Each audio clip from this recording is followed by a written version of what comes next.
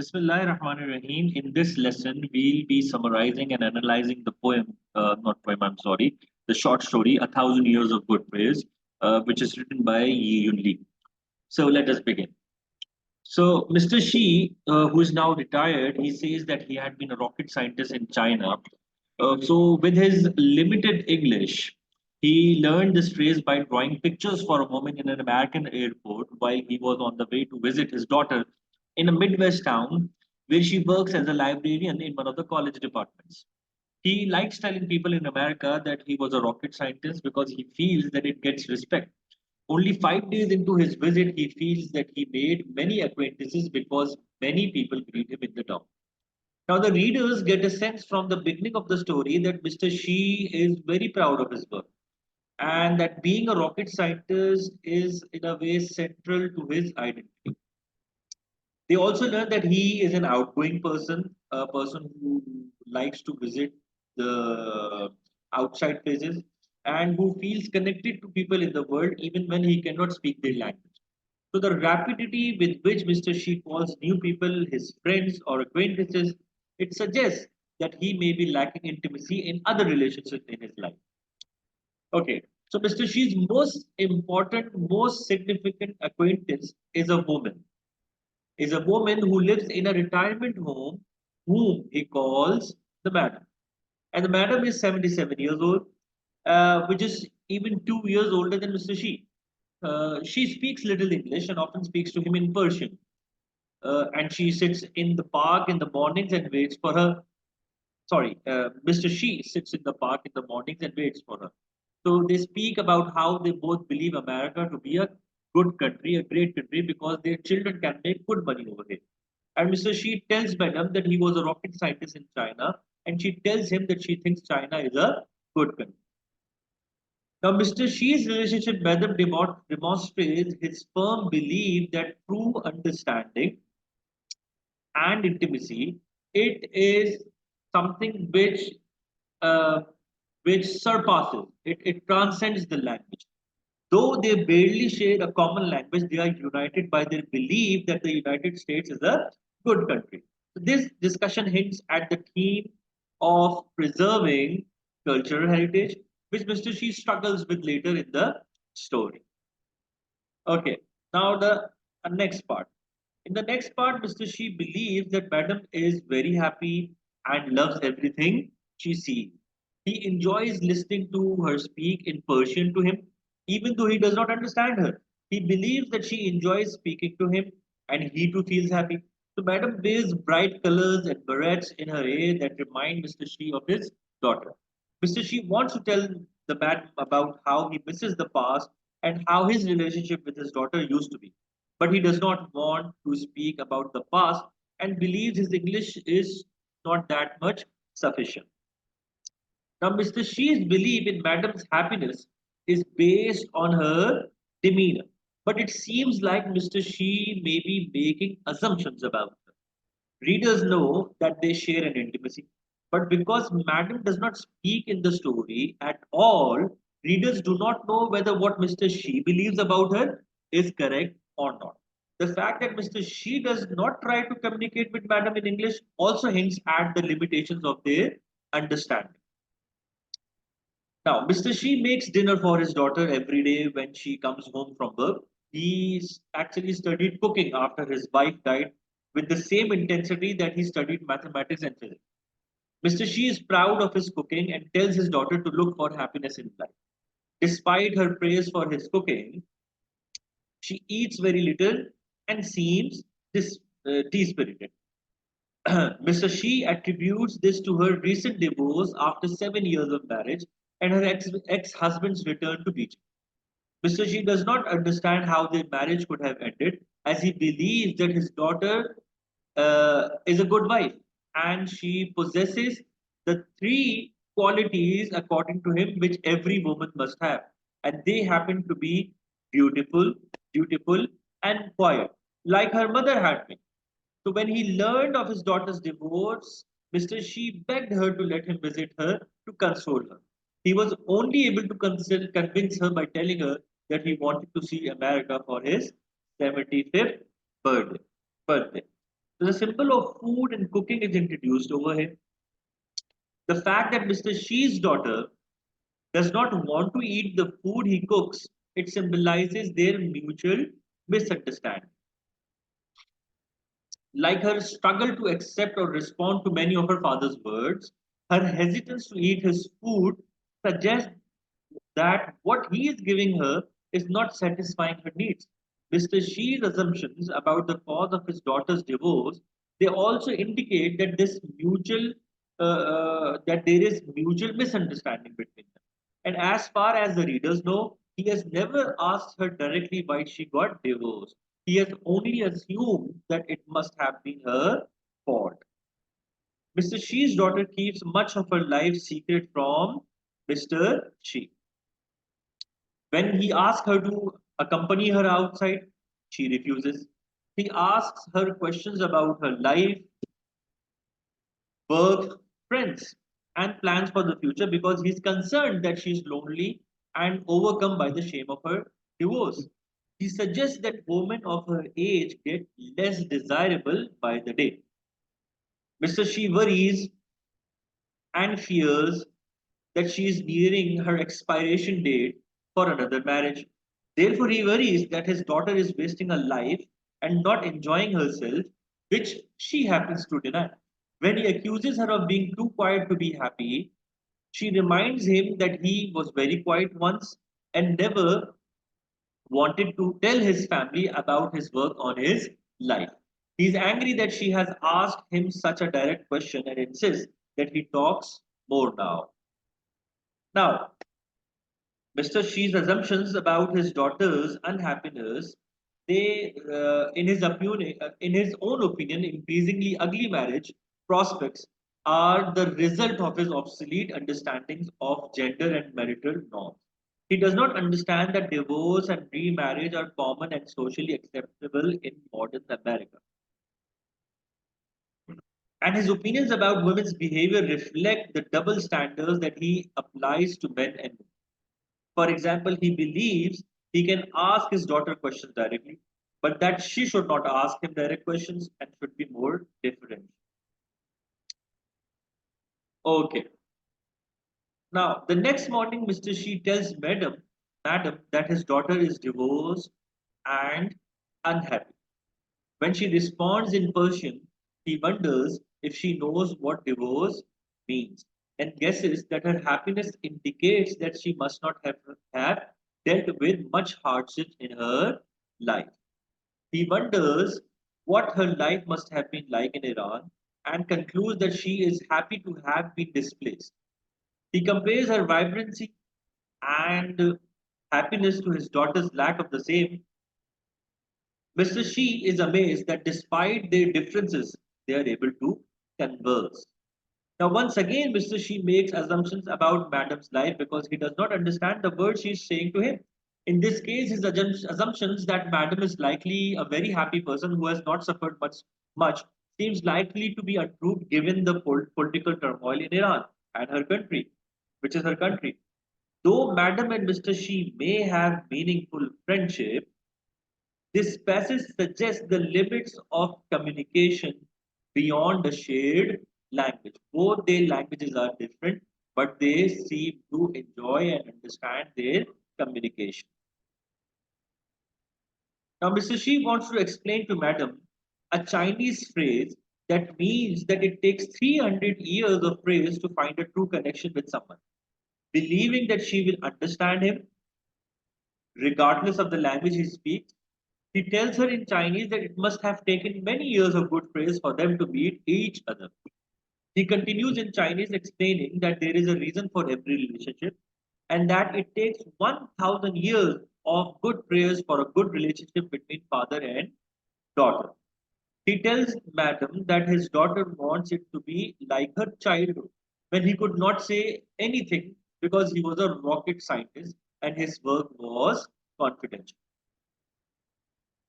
Now, while Mr. Shi often blames his tense relationship with his with his daughter on her to talk to him, here he gives a hint that maybe there are other causes, namely a failure to offer enough good praise, which have resulted in the situation he is now in,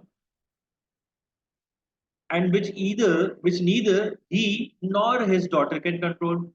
However, Mr. Shi is still unable to accept his own role in the strain in their relationship, against insisting that his job as a rocket scientist dictated his life and that his daughter preferred it that way.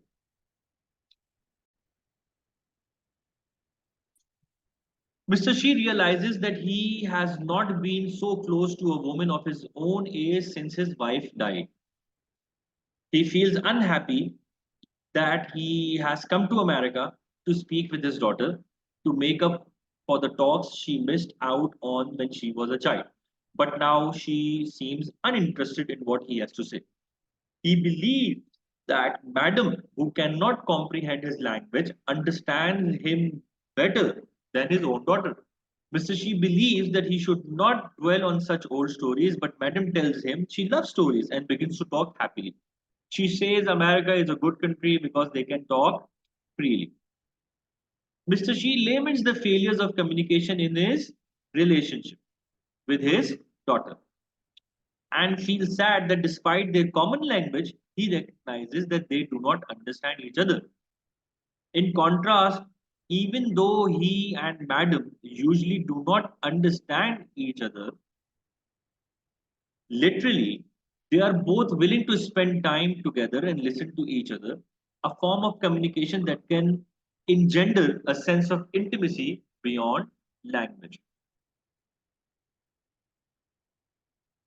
Later that evening, Mr. Shi tells his daughter that Madam could help her with her unhappiness because Madam is so optimistic.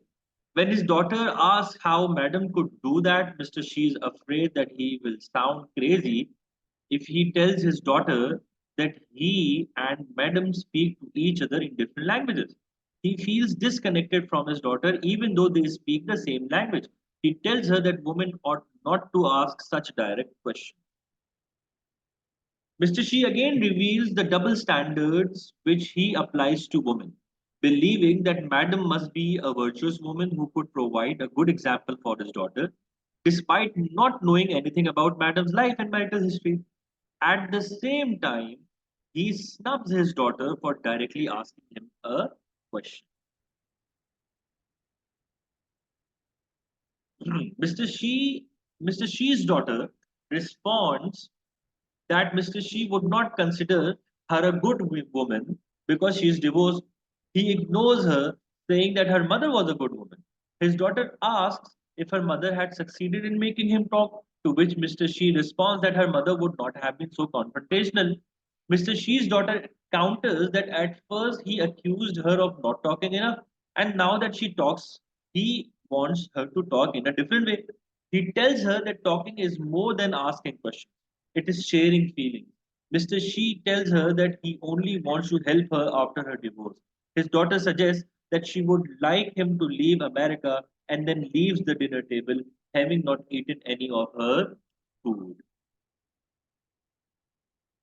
Even though Mr. Shi and his daughter are speaking back and forth in conversation in this scene, they are evidently speaking past each other, not truly understanding what the other has to say. Mr. Shi's daughter cannot forget her memories of her childhood and still feels anger at her father for only now trying to speak to her. But Mr. Shi does not like the way that his daughter speaks to him and believes it to be insufficiently emotional. This conflict suggests that Mr. Shi's daughter may be uncomfortable not only because of her history with her father, but also because of the specific language they are speaking, that is Chinese. The next morning, the next morning, Mr. Shi tells Madam that his wife would have been better at cheering his daughter up. He speaks Chinese to her more comfortably, to Madam more comfortably now, telling her in his native language that his wife had been closer with his daughter when she was a child because he was always working or thinking about his work. His wife had been understanding and had known not to disturb him, but he realizes now that he neglected his daughter and did not spend enough time talking to her. This passage marks a turning point for Mr. Shi. He admits for the first time that he made mistakes by neglecting his family while his daughter was growing up. But Mr. Shi cannot yet admit this to someone who can understand, and he cannot apologize to his daughter. He is only able to say it to Madam in Chinese. At the dinner that night, Mr. Shi's daughter tells Mr. Shi that she has found a Chinese speaking travel agency in America and she wants him to do tours with them so he can see the rest of the country. Mr. Shi is grateful that she is trying to honor his wishes. But all he wants to see in America is his daughter happily married. The phone rings and his daughter answers it, taking the phone into her bedroom, though she leaves the door open. Mr. Shi hears Mr. Shi is unable to see that he is actually overstaying his welcome at his daughter's house and refuses to read the signals that she is sending him. He sees her pushing him to leave as an attempt to accommodate his wishes, and he does not understand that his insistence that she remarry may not be what she wants. Mr. Shi hears his daughter speaking English loudly and rapidly on the phone, laughing often. He has never heard her speak like this, and it disturbs him, seeming immodest. When she returns, he asks her to whom she was speaking. She reveals that it was a lover, hoping that this will make her father understand that she is not unhappy. She is happy now. She has found her love. She tells Mr. Shi that her lover is Romanian American, and Mr. Shi is glad that he came from a communist country. Mr. Shi wants not to rush into any mistakes because of her loneliness after her abandonment. Mr. Shi is uncomfortable hearing his daughter speak in a manner and a language that he does not recognize. Her clear and unreserved communication shocks him. But even when she reveals that she is happy with her lover, Mr. She still sees her behavior as a reaction to her divorce, not understanding that she sees her divorce differently. Even though Mr. Shi does not recognize his daughter when she talks to this man, he sees the nationality of her partner as an indication this that his daughter has not completely abandoned or forgotten the communist values with which she grew up. Mr. Shi's daughter reveals that, contrary to Mr. Shi's belief, she was not abandoned by her husband, but rather they got divorced because of her connection with this other man. Mr. Shi is confused and angry that he has raised his daughter to be disloyal and insists that she must explain herself to him because he is her father. Mr. Shi's daughter explains that her husband thought she did not talk enough and started to think she was hiding something from him. Mr. Shi says that she was hiding this man from her husband, and his daughter responds that she communicates better with her lover because they speak in English, and she never learned to express her feelings in Chinese. This scene marks a turning point for Mr. Shi's daughter. For the first time in the story, she is opening up to him and being honest about her life. In doing so, she is challenging his expectations of women's behavior. She also speaks to him openly about her father's parenting and his relationship with her mother, revealing to her father that she was aware of the problems in their marriage, even when he could not admit them to anyone, even himself. She specifically characterizes these problems as a lack of communication, thus explaining why she never learned to express her feelings in Chinese. Now, Mr. Shi accuses his daughter of blaming him and her mother for her reasons for cheating on her husband, which his daughter denies. She explains that he and her mother did not talk when they had problems, and so she learned to stay quiet. Mr. Shi insists that there were no problems and that they were just quiet people. His daughter reveals that she knows Mr. Shi is lying about being a rocket scientist and that her mother had known it too. Mr. Shi is shocked and unable to speak.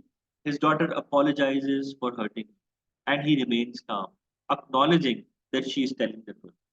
Mr. Shi's daughter tells him that she will book the tours for him the next day. Mr. Shi does not react well to his daughter's confrontation and becomes angry and defensive, refusing to admit that his relationship with his wife was not perfect. It seems like he's trying to convince himself as well as daughter. Mr. Shi's daughter's revelation of her awareness of his lies marks the climax of the story and sheds light on everything up to this point about Mr. Shi being a rocket scientist. It becomes clear that Mr. Shi has been lying not only to his family but to himself for many years, trying to cling on to his former profession as a central part of his identity. When he does not get angry at his daughter and admits that she is telling the truth, he is admitting to his lies for the first time.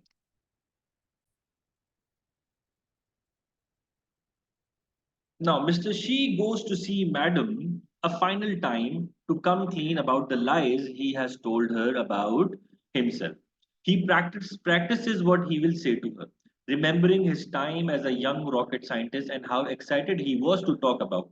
He had begun talking to his card puncher, a young woman named Yelan. Mr. Shi sees Madam approaching him with a basket of colorful autumn leaves.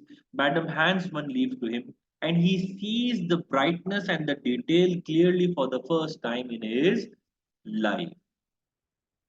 It seems like his daughter's revelation has inspired Mr. Shi to be honest with the people in his life whom he cares about. The fact that he goes to Madam suggests the true intimacy of their connection. When Madam hands him a leaf and he can see clearly for the first time, it seems evident that Madam has had a profound effect on Mr. Shi and has helped him open his eyes to the meaning life can have in the present without dwelling on the past. Mr. Shi reveals in English to Madam that he is not, yeah, he was not a rocket scientist because of Gillen, his card punch. They became very close by talking all the time in the office and on their lunch breaks. They talked about their excitement about their opportunities and the hope of building the first rocket for their communist country.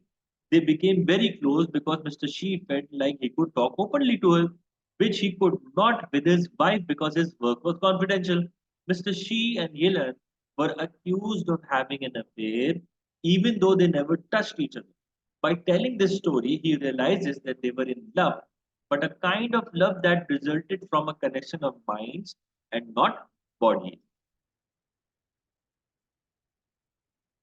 It is notable that Mr. Shi speaks the most important part, his confession about his job, in English, in order to make sure that Madam understands literally what he is saying, not just emotion. Mr. Shi does not just want Madam to listen and smile, at least to the parts he can convey in English. Mr. Shi is thus acknowledging the limits of understanding that result from communicating with each other in different languages. Once he starts speaking to Madam in Chinese, it is as if he is admitting this story to himself as much as or even more than he is admitting it to her. By telling the story, he realizes that the honest communication he had with Yelan and has tried to achieve with other people in his life is a form of love that he has never acknowledged to himself. Now, when Yilin was sent away because of their away, Mr. Shi was told that he could keep his job as a rocket scientist if he admitted to their affair and apologized, which he refused to do out of loyalty to his wife and to Yilin. Had he admitted the affair, he would have selfishly kept his job and hurt his wife. But it would have been more selfish to abandon his family for a life with Gillen. Mr. Shi believes. As a result, he took the lowest position someone with his training could have, decorating offices, filling papers, and organizing his colleagues' work. He ignored his wife's questioning looks until she stopped giving them. In the present, Mr. Shi tells Madam something he was taught in his training, that sacrifice makes life meaningful. He tries to focus on being in the present with Madam, admiring the beauty of the scene. In the final scene of the story, Mr. She looks back on the choice he made to give up both his job and his relationship with Yilan for what he considered to be loyalty to his wife. More than 40 years later, he seems to doubt whether he made the right choice. When he brings up the idea, when he brings up the idea from his training that sacrifices make life meaningful, he seems unsure of whether he believes it or not. His sacrifice not only caused him and Yelan enormous pain, but it did not prevent his wife and daughter from suffering either. At this point in his life, when his wife has died and his relationship with his daughter is strained, Mr. Shi seems to be wondering what meaning has emerged from his sacrifice. But in the last moments of the story, Mr. Shi tries to stop dwelling in the past and instead focus on the meaning that his life has in the present, like the beauty of the colors and the natural world. This brings us to our themes of the short story. The first theme is language, communication, and understanding. The characters in A Thousand Years of Good Praise spend much of the story finding ways to communicate with each other across various barriers. And what are those barriers? The barriers are linguistic, emotional, and cultural. The story suggests that while such barriers can prevent people from communicating with one another, true understanding ultimately transcends language. Mr. Shee's relationships demonstrate that speaking a common language, especially when emotional and cultural barriers interfere, does not mean that people always understand each other. With his daughter in particular, Mr. She struggles to make himself understood and to understand her because she grew up accustomed to his silence as a way of concealing the truth about his work, which makes her distrust his words. Words spoken in a shared language are not always enough to make oneself understood. Trust and willingness to listen are also necessary. Lack of a shared language can also prevent understanding. For example, Mr. Shi's daughter does not know how to speak to him about her feelings in Chinese, which prevents them from feeling close to each other. At the same time, lack of a shared language does not necessarily hinder understanding. Mr. Shi feels he has an intimate friendship with Madam despite the fact that they both speak only limited English. This ability to understand without a common language suggests that sometimes non-verbal communication can say more than words. The second theme is love, marriage, and intimacy. Intimacy is inherently tied to communication. Only characters who can talk to each other freely and feel that they understand each other in the story achieve true intimacy. Mr. Shee's daughter, for example, feels intimate with her lover because they can speak English together, while she never wanted to talk to her ex-husband. Likewise, Mr. Shee felt intimacy with co-worker Yelan because they could speak freely with each other. So communication itself therefore becomes a form of love and its intimacy that transcends physical bonds. Mr. Shee considers marriage to be a bond one must maintain because of duty. Even when he felt more intimate with and loved a woman who was not his wife. Even as he upholds this view of marriage, Mr. Shi lives with regret, missing Yilan and wondering whether his sacrifice was worth it. At the same time, Mr. Shi is angry at his daughter for ending her marriage and assumes that it must have been her fault. Mr. Shi's daughter, who is of a later generation and has been influenced by American cultural norms, prioritizes intimacy over the structure of marriage and leaves her husband for a lover with whom she feels she can communicate. So Lee therefore suggests that it is perhaps more important to find meaningful love and intimacy with someone than to adhere to the bonds of marriage out of duty. The next theme is fathers and daughters. Mr. She has complicated feelings about the ways in which his daughter has grown up to be like him. They both had similar extramarital affairs, both feel very dedicated to their work, and both accuse each other of being too quiet when they are trying to conceal their feelings. Mr. She is particularly upset with her not only because she is his child, but also because she is a woman and therefore he holds her to different standards because she's a woman. Lee demonstrates that while fathers can become angry at any child for the ways they replicate their mistakes, in case of of a daughter, a father's disappointment can be infected with the rigid expectations applied to women's conduct. Mr. Shi tells Madam that good relationships between fathers and daughters are especially difficult to achieve, believing that they require 1,000 years of good faith. But he explains his strained relationship with his daughter by blaming her, suggesting that she considers him a nuisance and prefers that he remain silent. This inability, this inability to understand his daughter's feelings indicates Mr. Shi's double standard. He cannot clearly investigate how his own conduct has harmed their relationship. At the end of the story, when Mr. Shi leaves to go on a tour, while he and his daughter have finally been honest with each other, they have not resolved their conflict.